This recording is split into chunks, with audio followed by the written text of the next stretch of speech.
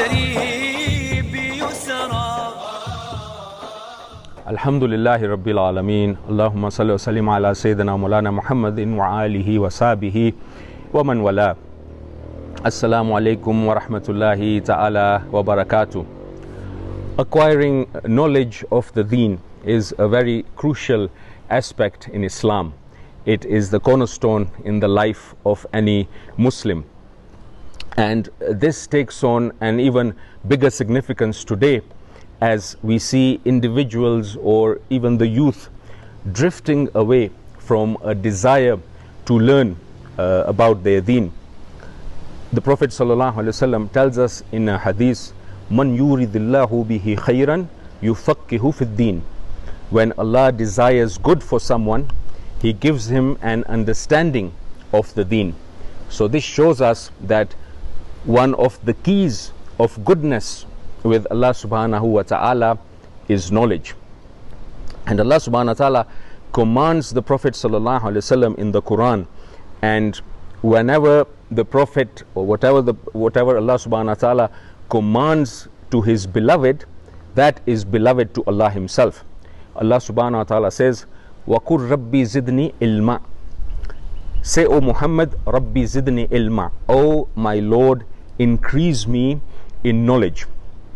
And Allah subhanahu wa ta'ala would only do that if Allah subhanahu wa ta'ala wanted to convey to us that knowledge is noble, it is honorable, and having knowledge is a very important characteristic trait of the believer.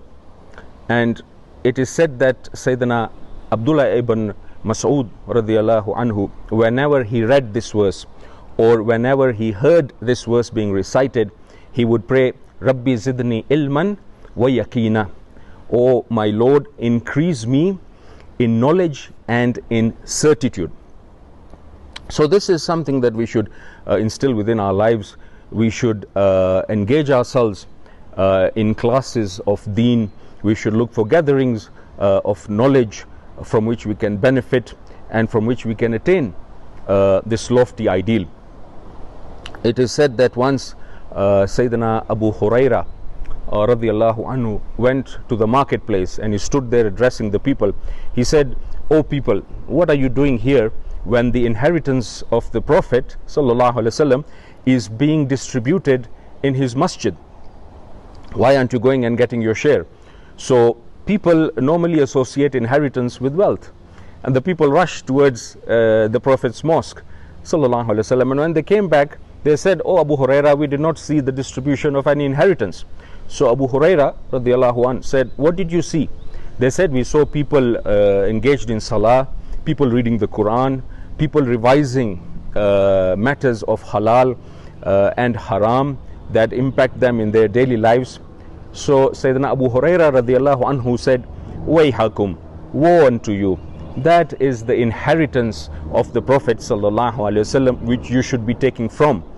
And Sayyidina Abu Huraira related the hadith of the Prophet sallallahu alaihi wasallam where he said that the Anbiya do not leave behind in inheritance wealth, but rather they leave behind knowledge, which is something that we should take. And in another hadith whose narration is weak but whose description is very accurate, daqiq, to our the current times that we are living in, the Prophet sallallahu alaihi wasallam was addressing his Sahaba in a gathering, and he said, addressing the Sahaba, that you live in a time when the jurists are many. That means people who know halal and haram, injunctions and prohibitions. And you live in a time when the reciters of the Quran, the ones who recite in public, the lecturers, are few. And you live in a time when the ones who are asking are few and the ones who are giving, that means in charity, are many. And you live in a time when action is better than knowledge. However, there will come a time, and subhanAllah, the Prophet ﷺ said this 1400 years ago. He said there will come a time when the jurists will be few. That means the people who are engaged in learning the deen, in learning matters of the deen, what is halal, what is haram, what is required of individuals, what is required of the community on different levels. those will be few. And he sallallahu alaihi wasallam said that the lecturers will be many. That means individuals who are talking about the deen. And we see this now, people attend a lecture and they will say, oh, the speaker was amazing, he was so articulate, as if this is so entertaining for them. At the very least, we should be concerned with the content of what is being said, not really the style. And we should ensure that once we leave a gathering, we have benefited to a level where we have attained closeness to Allah subhanahu wa ta'ala, where we have increased in our attachment to the Prophet sallallahu alaihi wasallam. This is not to say that people should not engage in da'wah. The Prophet sallallahu alaihi wasallam said, "Ballighu anni walau aya," convey from me even if it is a verse.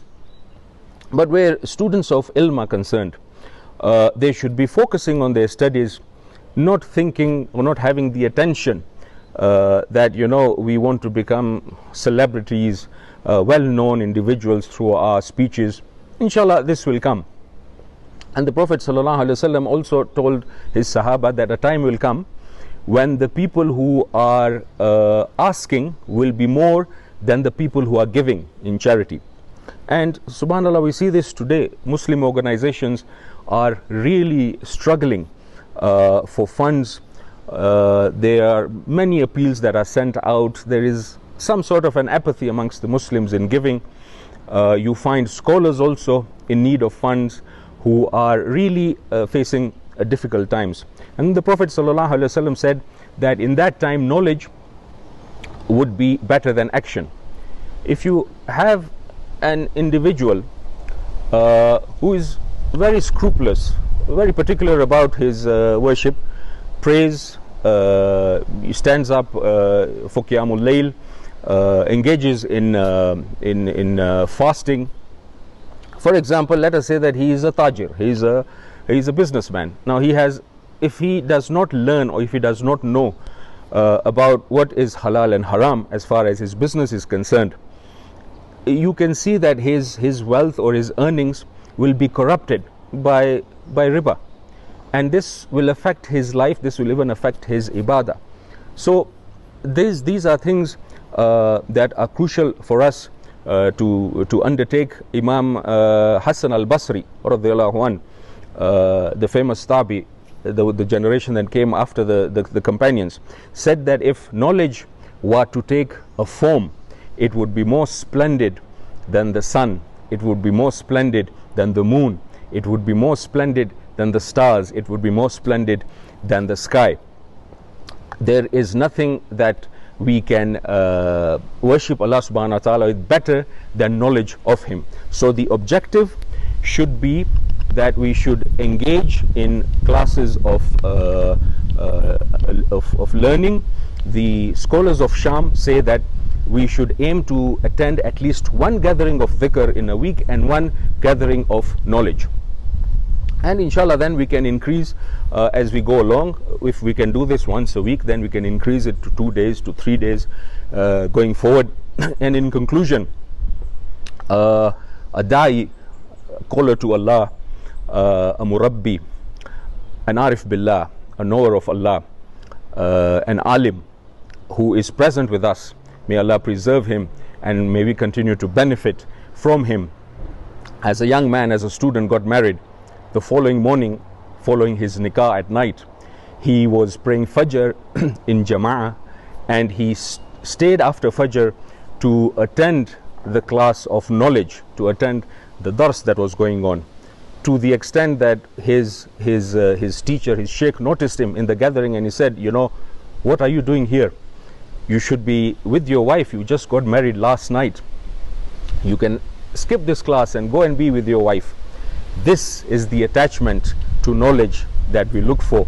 We pray to Allah subhanahu wa ta'ala that He opens for us the doors to ilm, and that He inclines our hearts towards gaining knowledge of His deen. Wassalamu alaikum wa rahmatullahi ta'ala wa barakatuh.